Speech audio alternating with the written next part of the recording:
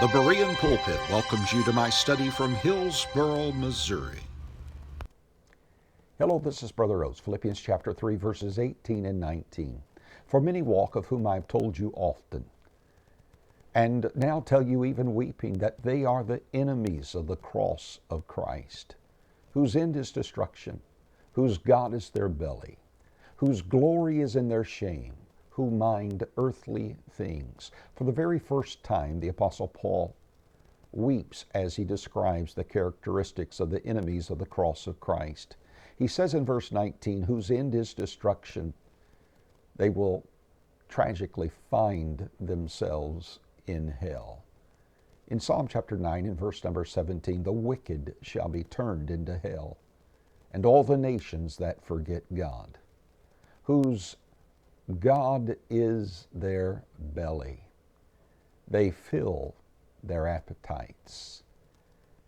Rather than the Christian that restrains his appetites and desires by the help of the Spirit of God.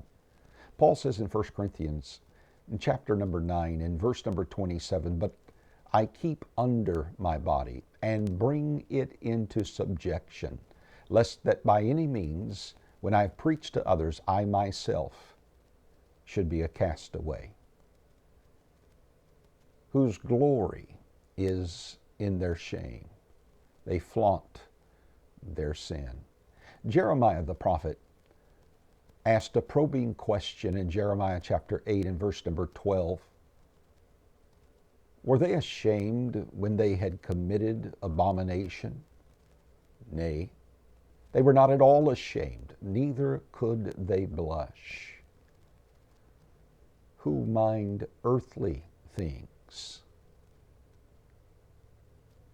Colossians chapter 3 and verse number 2 says, set your affection on the things above, not on things on the earth.